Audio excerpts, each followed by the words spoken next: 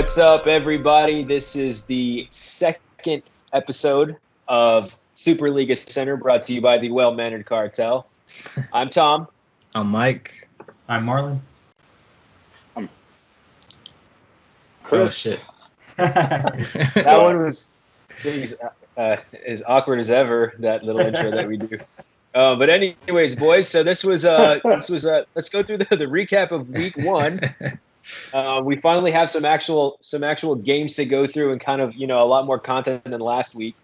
So the recap of week one: Over Easy played Crossfaded. Over Easy topped him 154.9 to 115.8. Over Easy looked pretty good, but she has a big player on her team who got injured, and so we'll see how that works out for her moving forward. Yeah, dude, I didn't realize Matt Ryan went off like that. Damn. Yeah, I think he was like the second highest scoring quarterback in the league behind Aaron Rodgers, I think. Yeah, he definitely definitely fucking went off 47 points. Yeah, he definitely carried the team for her. There were no defenses playing that day in that game. It was just tackle them. It was only tackle them. Dude, isn't it crazy? Can we talk real quick? I know you mentioned this in the group chat, Tom. That is this 3 years in a row where her number one draft pick gets hurt? Yeah, dude. I know last year it was David Johnson, Saquon. Yeah, David Johnson, Saquon last year, and definitely. And then it's 3 years in a row, dude. Fucking snake bitten, bro. But so that's crazy that like Michael Thomas only got her 4 points, and she still ended up putting up 154. This is a decent score. So man. Yeah, very good. What's the opposite of the Midas touch? What she got. Whatever the opposite is. But on yeah, that's what she has. On Crossfaded though, Mike Evans also got hurt for him, but he got him 7 points. Keenan Allen only got him 7 points, but that wasn't due to injury. He was just not, I guess, involved much in the game. Yeah. And Eric Ebron got him 2 points from the tight end position. It's really hard, when you get. He's very touchdown. Yeah. 16 points. Ebron is very touchdown dependent for his points. For sure. Yeah, well, you were hoping that maybe it was different that now that he's with Pittsburgh, but still no. Second game we had one of our own, the Bad Hombres, Chris, 168.28 versus the new guy, the Peaky Blindsiders, 1.92. Chris, that's a pretty good showing by you, man. You're one of the highest scoring teams in the league this week. How do you feel about that, man? I feel pretty good considering my number one receiver was out. Kenny Galladay was a scratch on Sunday, so that was kind of stressful. I ended up picking up Boston's and plugging him in. Didn't do much, so I ended up dropping his ass. He's off the roster now. Yeah, let the fucking you guy come in here and win week one. It's not that easy, man. It's not that easy in this league, and I'm just glad I was able to, represent and put him in his place. Yeah, I'm not really a Josh Allen believer, but he put up some points for you, man. He led your team for sure. Oh, dude, Josh Allen. This is for fantasy purposes. Josh Allen is great, dude. I had him last year for like the second half of the year, dude, and he uses his legs a lot, man. So you have to find a quarterback who runs consistently. You're gonna be okay. That's the key, dude. This is, believe it or not, this is Josh Allen's first game throwing over 300 yards. All of his other games, he's been as a pro, he's been under 300 yards as far as throwing the ball. But like Tom said, he's always been a pretty good runner, and so he makes up for it running the ball. And I think he's going to keep that up. I think Mac as well. He's going up against the Dolphins. I read somewhere that he was like 65% of like the rushes of Buffalo's rushes, dude. Like that's crazy. Peaky Blindside looks like. So I think he's going to keep that up. It looks like he was let down a little by Tyreek Hill, who had a kind of a pedestrian game by his own standards, and Austin Eckler. Hey man, I gave a shit about drafting Austin Eckler so early because exactly this. Like I told y'all this last week. I don't have a lot of faith in Austin Eckler. So yeah, he had a 9.7 Cool, man. That's pretty rowdy, dude. Yeah, even Deshaun, man. Deshaun didn't. He didn't play terribly by any means, but you want to see a little bit more from Deshaun when he's your quarterback. Yeah, I mean, playing against He KC definitely saved his game there towards the end. Wide receivers are trash. Right? There's no consistency between any of them except for Fuller. It's going to be rough. But Tyreek Hill, Tyreek Hill at 15 points. It's not terrible for a receiver. Right. It's just kind of pedestrian by his own standards. Yeah. But his defense got him 18 points, and when I saw that, I was like, "Fuck, man! His defense is the only thing keeping him in the fucking game," and that's before the Saints game, before the Saints Patriots game. Yeah. And you know what? I was kind of sketched out starting the Saints, not the Patriots. Sorry, starting the Saints versus Tampa Bay because the Tampa Bay offense and everything. But when I heard Mike Evans was banged up, and I was like, man, it's the first week. It's a new Tom Brady with a new team, a new offense. Like, he's got to be a little rusty. Like, I mean, I wasn't super confident starting the Saints. I didn't think they were going to score 19 points. I just didn't want them to fucking lose it for me. And they ended up putting up 19 points, dude. Did y'all watch that game? Only to score a touchdown and a pick six. Dude, I was watching it like on Red Zone, so I was watching all the highlights. Dude, I saw like the first drive they came out and they scored on the very first offensive drive. The Bucs were. It was like, holy shit, Brady's here. Yeah. And then like the rest of the game, I was just watching. I was like, what do I throw? Yeah. I'm definitely here for the Tom Brady slander. Didn't look like himself, man. Anyhow, that was. I think he'll shake out of it, man. It's. Yeah. Yeah, no, we'll see, bro. Anyway, we'll see. But that was a good week for Chris. And then the next game was the intra cartel matchup between Marlon and Mike Ulon Santo and the Gridiron Throne. And my oh my, was this a crazy one. You know what? I've had this conversation in my head so many times that I'm actually already tired of talking about it. Guys, before we crown him, I did some research, and the stat corrections on Sleeper aren't finalized until Thursday morning. So you still have a few hours left. There's still a window here where a stat correction can happen. Yeah. I wanted to drop that little bomb on you while we were recording. But as of right now, I lost the game by 0.1. Not 1 point. Point. Ulon Santo, Marlon's team, 163.8. Mike's team, the Gridiron Throne, 163.7. 0.1. Holy moly. Last year, Mike had a game exactly like this, and the stat correction went against him and fucked him over, and that was like his season pretty much. But yeah, dude. I mean, y'all want to get into these players and what they did for y'all or didn't do? Who are you blaming right now, Mike? I mean, I'm not.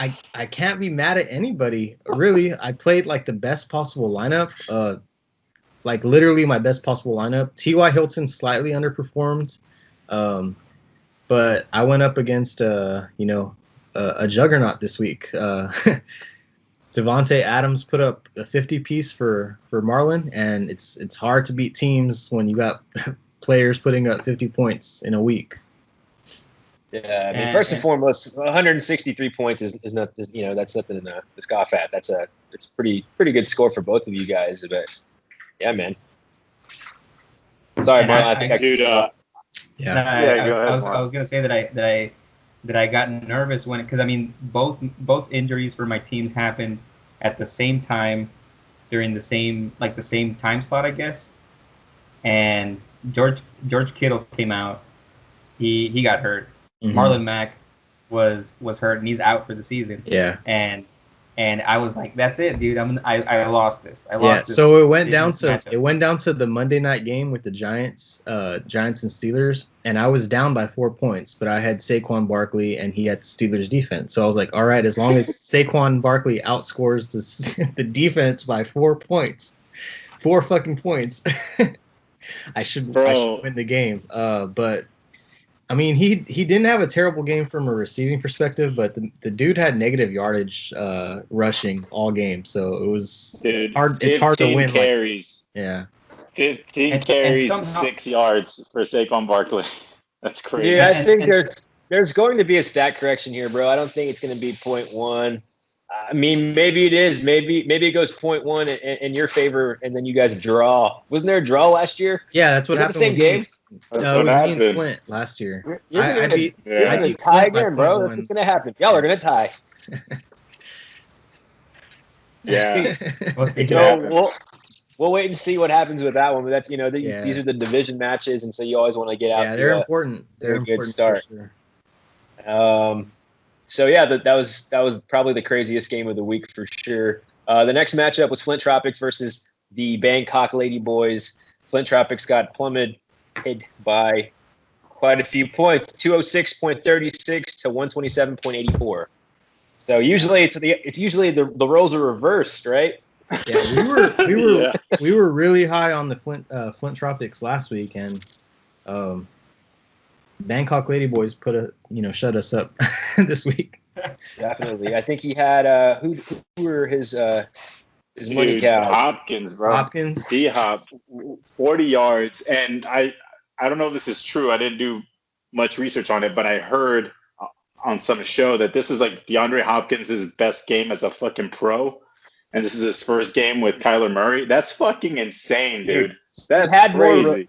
I think he had like better stats across the board than like all the Texans receivers combined this past week. That's insane, dude. 151 receiving yards, 14 catches, 40 fucking points. And I think he was robbed of a touchdown. I think he was like short of. I mean, he could have put up another, 6 or 7 points. But, that's right, he was. Yeah. And then Calvin Ridley, dude, 43 points. Almost almost everyone. There was no defense that game. Almost everyone but his kicker got him double-digit points, and that's always a plus, Yeah, dude. And he left Aaron Rodgers on the bench. He left Aaron Rodgers on the bench for Tom Brady. Yeah, crazy. But imagine if you would have started him, man. That's a lot of points, man. It's a great start. Bro, to the season I'm really looking at his team, and his team looks pretty stacked, dude. Yeah.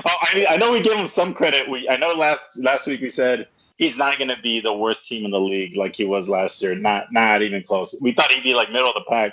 But I'm really looking at his team, and like if Aaron Rodgers plays like that, I mean, because last year Aaron Rodgers, it was a down year for Aaron Rodgers last year. Yeah. He wasn't as great. But if he's back, if he's all the way back like this, all it took was them drafting his replacement. That's pissing. I guess so. I don't want to sound like a Debbie Downer, but I don't think this is going to be the norm for Aaron Rodgers. He played a pretty depleted Vikings defense. They're secondary. I think that's bad. I think we still think that we still think the Vikings defense is what they were like last year and the year before, and they're not. They've lost some guys to free agency, and then they've had a couple of injuries as well. I know that secondary is kind of trash. So it's pretty bad, but I'm not saying like Aaron Rodgers should still be pretty good. It's just like don't expect these kinds of numbers week to week. Yeah. Big win for the Lady Boys, the doormat of the league last year. The next matchup was my own. Las Vegas United 120.8 to Vino Poppies 156.98. Very disappointed. I talked a lot of shit last week, and you know what? When you talk a lot of shit, you have to be prepared to eat it sometimes, and that's what's going on here, man.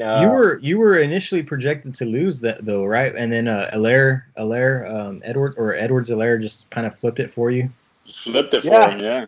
Yeah, for sure. I mean, but it was so as the game started on noon on Sunday, Carson Wentz had 22 points in the beginning of the second quarter. I was still projected to win by a decent amount. And then Carson Wentz started turning over the football. He ended the game with 14 odd points or so. 15 points even, I think. Yeah. 15 points, yeah. And my wide receivers super underperformed. DJ Chark, DJ Moore, and then Deshaun Jackson I probably shouldn't have started. But, he was going up against the Redskins, and the Redskins' D looks a lot better now.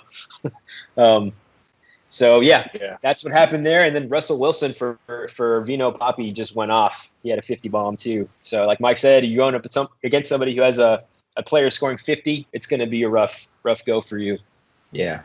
Dude, Derrick Henry, I watched most of that game, and he didn't look great like that entire game. Like Derrick Henry, I felt like he really wasn't breaking off huge runs. But he But put he up carried the points. ball 31. He carried the ball 31 fucking times, dude.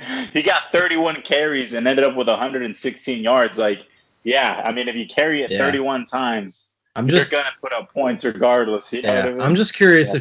if he can do that all season. I don't think he can, but It's- we'll see. Dude, It's interesting, man, because that day I had all my players had played. I had the Titans defense, so I still had a chance to win. But Derrick Henry got the bonus, that 10-point bonus, because he went for 100. So that bumped him up from 16 to 26. And then, the Titans D didn't do as well as I would have hoped. So yeah, man, I still had a chance, even with all of that, But whatever, you move on. I'm still excited about my team. I think I'll be okay. yeah, you should be, Yeah. bro. Just start Jamison Crowder next time. I mean, dude, Jamison Crowder, I picked him up. You can't do that. He's consistent. I didn't think he was going to go for fucking 38. I just, he's no way. a solid, just based off of receptions alone in a PPR league. Jamison Crowder is, he's consistent. Well, whatever. You live and you learn. Yeah. And the final game of the week was Dem Lions 165.98 against the Fornicators 139.64. So Dem Lions looks like he's picking up right from Where he left off. off. Yeah, Julio had a huge game. Juju, dude, with fucking, with Big Ben back. I mean, you might expect us from Juju now going forward. I know he had a sketchy year last year, but 24 points with Ben back, scored a touchdown, 2 touchdowns. Will Fuller. This might be Juju, man. Will Fuller went off, yeah. Yeah, Will Fuller had 8 catches for 112 yards, no touchdowns. Hey, Dem Lions has Odell on the roster, and I'm really curious to see what happens because this was a really terrible week for Odell. I was gonna say shitty, but then I didn't want to. Yeah. I didn't want to make the pun. No pun intended. Yeah. Yeah, dude. Yeah, does he start? Like, do you start Odell next week? I mean, you got Slayton with 41 points on the bench. I mean, I would probably start. Browns are playing a weaker defense this week. Correct me if I'm wrong, right? No, they're not. No, I think they're playing the. Wait, who are they playing? They just played the Ravens, so they're gonna play the Bengals. Yeah, you're right. They're playing the Bengals. Yeah. I'd play OBJ over Slayton. I think Slayton's gonna have. I don't know. Slayton seems like he's gonna be a pretty good fantasy option, but Beckham's still getting hella targets. You just can't trust that quarterback, man. You can't trust Baker, dude. Ever since he went to the Browns, like how many huge games has he had? Like he's really been pedestrian ever since Odell went to the Browns. Like it's just not clicking with him and Baker. And it's like, who the fuck do you get out of there? Do you get OBJ out of there, or you get a new quarterback? Like I don't know. I mean, the answer is probably both. Yeah, you get them both out of there.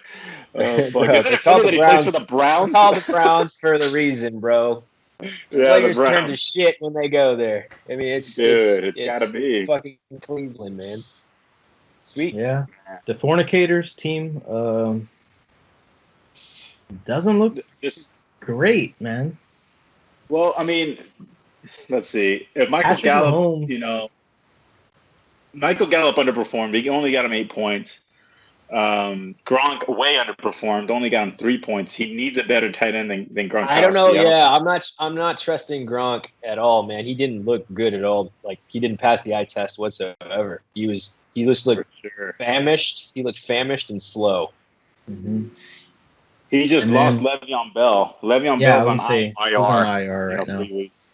But that means like 3 weeks now. It doesn't mean like IR like it used to be, So he'll be back in a couple of weeks. But James Conner also got hurt. Like he got really screwed over by the injuries. Yeah. I play him this week, so we'll see. Let's look. Yeah, man. Let's look at the standings, man. Let's look at the standings after week 1. Then after those games, the Earth Division, Dem Lions is leading 1-0. He's got 165.98 points scored. Vino Poppy's second, also 1-0, 156.98 points. The Fornicators, 0-1, but he had 139.64 points. Yours truly, last in the division, 120.8 points scored. The Win Division, Bad Hombres, 168.28, 1-0. Over Easy, 154.9, 1-0.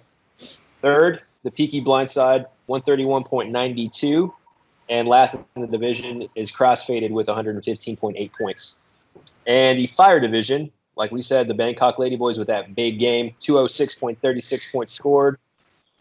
How do you pronounce that? Cullen Santo? Culon Santo. Culon Santo, 163.8. Currently, at the moment, he's 1-0. We will wait for those stat corrections to hit tonight. Hopefully tomorrow it's 0-0-1. Maybe. Yeah. And right underneath him would be Gridiron Throne, and unless it gets changed, then you guys tied with 163.7 points. And then Flint Tropics, bottom of the division. That's a rare sight to see. 127.84 points for Flint Tropics. That rounds up the standings. So now we're going to go over to Chris with his segments. Let's do it, boy. Oh, yeah. Dude, it's been too fucking long, and we're gonna start where we always start. Our favorite segment. Can we try to get it in sync here? I don't know. Is there a lag? Can we try to go on three? All right, on three. There are a couple of lags. Okay, let's see if we can get it. On three. 1, 2, 3. Who the fuck is that guy? Who the fuck is that guy? Naheem Hines, bro. Third running back on the goddamn depth chart. All right. 27.3 points, 7 carries, 28 yards, 2 touchdowns, 8 catches for 45 yards. The most added player probably in fantasy this week. Naheem Hines. Who picked him up? I know somebody picked him up. I think somebody did. I did. Marlon picked him up. And you know what, dude? This goes back to something that Tom talked about last week. Fucking Phillip Rivers, bro. Phillip fucking Rivers just dumping it off. Naheem Hines is what fucking Austin Eckler should be this year, but is not going to be because Phillip Rivers is not his quarterback. And Naheem Hines is the fucking benefactor. Well, you have Jonathan Taylor there, man, the rookie, who's just an absolute beast. So that's who Eckler should have been. Eckler is going to be not the same. Yeah, I don't think you're right. He's not going to get those dump offs, but yeah, Naheem Hines, man, who the fuck is that guy? He's like, he might be a good fucking producer for you now, Marlon. That's crazy. Well, are you going to start him this week? Do you have the gut set to start him? I think I will start him. I think I'll start him. I mean, I don't think I have much of a choice. All right. Good shit. All right, on to the next topic or the next segment. It's the squander of the week. This one was pretty hard. I think everybody, made pretty good decisions with their lineups. But Tom, you left almost 40 points on the goddamn bench. But you can't start Jamison Crowder week 1, dude. You can't really. It's hard to put it on you. But you are the squander of the week. Yeah, I mean Jamison Crowder, right? Oh, you left Jamison Crowder on the bench, you idiot. I mean, no. He said nobody ever, right? Said nobody ever. Right, man. Jamison Crowder's the for sure start, bro. Like that's you never hear those words. Yeah. But there was no one else. You were really the only option there. The bed shitter of the week. I know we've got a couple here. Back to you, Tom. D-Jax. I mean, usually known for having huge week 1s, was fucking absent this first week. And he, you know what? He was getting targeted. I saw Carson Wentz throw 2 or 3 deep bombs to him, but they just weren't in sync, and he ends up getting, what did he get, 7 points? I mean, he got 2 catches for 46 yards, got 7 points. Not what you were expecting from D-Jax at all. Dude, I felt like one thing's for sure, Deshaun Jackson is the safe bet, right? He's probably going to boom, but he's the safe bet at flex. He definitely was not a safe bet. You start D-Jax week 1, you start Sammy Watkins week 1. That's fucking on the Bible, bro. It's written in the fucking fantasy Bible. Those guys. You fucking start those guys, but D-Jax fucking let you down, dude. Let you down. And then, even worse, Saquon fucking Barkley, bro. We touched on it earlier, Mike. Dude, you just needed a below average Saquon game to win, and you got the fucking worst Saquon game. Yeah, I literally needed positive rushing yardage. That's literally all I needed. Somehow that was impossible. 15 carries for 6 yards, bro. 15 carries for 6 yards, averaging less than half a yard per carry. That's insane. He made up for it a little bit with, 6 catches for 60 yards, ended up with 12 points, but he cost you the game, dude. You know what I mean? You expect your number one second overall pick to fucking, you put it on him to win you the goddamn week, and he just squandered it for you. So he definitely shit the bed there. Yep. Well, let's move on to the next one. You hate to see it, but the no talent pussy of the week, cross-faded, dude. I mean, I know he was. I think I picked him to win this week. That was a bad call on my part, but I know he was the no talent pussy of the week. I know. I can't. Yeah, it clouded my judgment for sure. But I couldn't. I know he was the no talent pussy of the week a couple of times last year, and not good, man. Starting out with the terrible performance. I think, did he break 120? 115 points? I mean, man, that's tough. But hey, I'm facing him this week. Hopefully he keeps that shit up. Hopefully he's a two-time NTP, no talent pussy of the week. We will see, man. Yeah, it's cross-faded. I mean, we were talking about the squad last week, and we thought he had a pretty good one, but this leads us to believe, something else. Otherwise, yeah. I think he's still fine. I think he's still fine. Yeah. This happens. It's week one. Things will, properly align soon. They probably will. Next segment, bro. We're gonna pour them out. I'm gonna put down the Heineken Zero. This one's actually a non-alcoholic because your boy likes to have a good time, but I'm trying to be responsible. We're not sponsored at all. We're gonna move over to the goddamn Tecate. We're gonna have to hit the sauce for real for this next segment. We're gonna pour them out for the people that we've lost, at least for a couple of weeks. The players that we've lost. We're going to start with probably the one that's got the most impact. Michael Thomas going down for, allegedly he might play through it, but it's a high ankle sprain. I fucking had one of those before. It took me like fucking 6 weeks. I mean, I'm not a fucking pro athlete. I'm not, I don't have that kind of medical treatment like he's going to get, but I don't even think you want him to play. I don't even know if you want him to play if he has a high ankle sprain. So you don't want to risk it because he's probably not right. You don't want to risk it for the rest of the year, and then he might not be as productive. So he's probably going to be out for a couple of weeks. Michael Thomas, pour one out. But these are only going to get more serious. The next one, Blake Jarwin, bro. Tore his ACL. Finally, Jason Witten moves on. You're out from under his shadow. He's over there in fucking Oakland. First game of the season, I think first quarter, Blake Jarwin tears his ACL, out for the rest of the year. But at least Blake Jarwin is. Go ahead. I dodged the bullet there because I was about to pick him up last week. I was like, you know what, Gesicki's going up against New England. I should probably pick Jarwin up. He's probably a better bet for this week. And I dodged. Not like Gesicki did any much better, but right. Yeah, poor guy. Dude, yeah, a lot of professional fantasy football analysts were high on Blake Jarwin this year. They just thought that he was going to be in a good position in a good offense to put up some production. But at least Blake Jarwin's still young. He's still going to have a job next year. He's still on contract. This next guy though, Marlon fucking Mack tore his Achilles. Tocayo. He's an older dude. Dude, this was a contract year for Marlon Mack. I don't think he doesn't have a contract next year. He hasn't been paid handsomely either, and now he's dealing with a crazy injury that I think more people are recovering from it now, the Achilles injury, but it's still way more serious than like an ACL or an MCL. It's just not as common for someone to come back. He's probably going to be. What Chris is trying to say is he's probably going to be playing in the Canadian League next year. Probably, yeah, probably. Or for The Rock in the fucking XFL. We might see Marlon Mack on the goddamn, on the fucking Roughnecks or something. Yeah.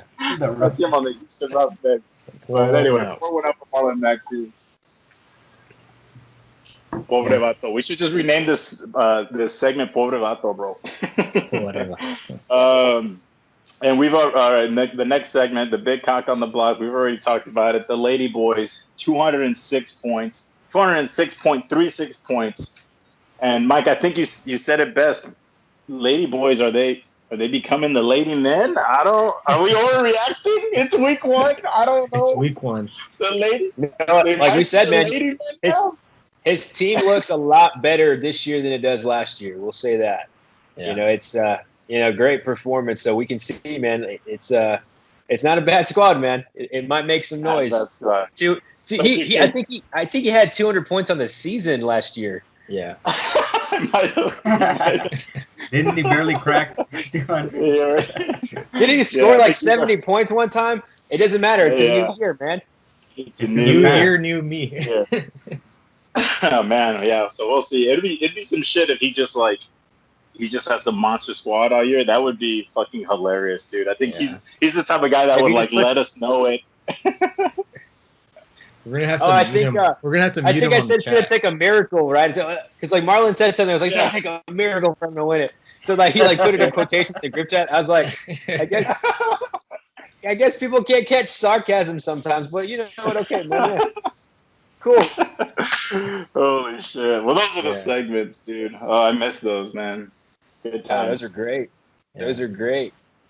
So now the last and final part of the show is when we go over next week's or this coming week 2's matchups. In the Earth Division, it's Las Vegas United, my team, versus the Fornicators. We're both 0-1. Let's try to get the first victory of the season. I'm going to try really hard. I'm going to play my best players. I might play Jamison Crowder. I don't know. We'll see. Who knows? Who knows? Vino Papi versus Dem Lions, both 1-0. And those are the Earth Division matchups. In the Wind Division, we got Crossfaded versus the Bad Hombres. That's a good one as well. Chris is looking to start out the season 2-0 this year. It's been a while, bro. I haven't started 2-0 in a while. Let's go. Dude, honestly, I've never won opening week. I don't think. I can't remember the last time I won. Week ones are always tough for me. And the next match in the Wind Division is the new guy, Peaky Blindsiders versus Over Easy, my wife. Should be interesting. The Fire Division, Sculon Santo, Marlon versus the Bangkok Ladyboys. How are you feeling about that one, dude? Or is it? I'm nervous, dude, because he put in Aaron Rodgers for his starting you can't let him go. You can't let him go 2-0 to start the season. And he's up against Detroit. Bro, who knows? This is the dick versus ass matchup, bro. So I've got hopefully I've got Murray neutralizing Hopkins, whatever Hopkins produces, but who knows, man? The guy can run for miles. And hopefully, fingers crossed, Kittle's injury is not that serious and he can play on Sunday. That's like what I'm banking on. And I picked up Hines and I'm putting him in. Still holding off on Cam Newton and Fournette, and we'll see what happens, dude. But I am nervous. I'd be lying if I said that I was confident. Dude, this is interesting, dude. I don't think I've ever seen that I can remember a matchup where you both of you guys have each other's like number one wide receiver. So you've got Kyler Murray, but he has D-Hop. He has Aaron Rodgers, but you have Devontae Adams. So that's fucking crazy, bro. Like, that's gonna be interesting. It's gonna fall. Like, what are you gonna cheer for? The rest. Yeah.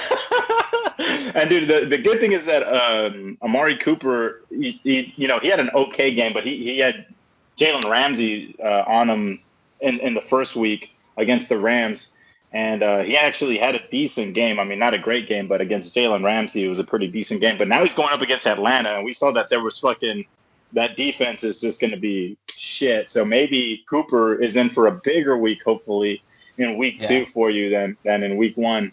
Yeah. If any of your players are going up against Atlanta, you start them.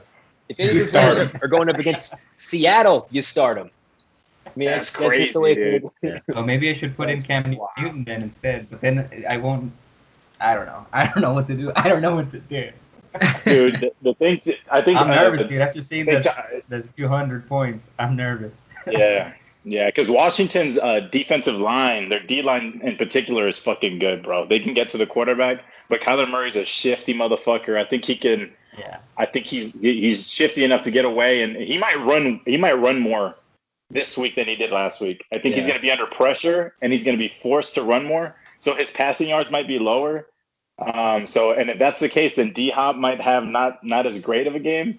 I think Murray's going to be on fucking. He's going to have to use those wheels, dude. He might have to escape that pass rush. They have a decent ass pass rush over there in Washington now. Or maybe Kenyon Drake can make some noise for me. You know? That's true. There we go.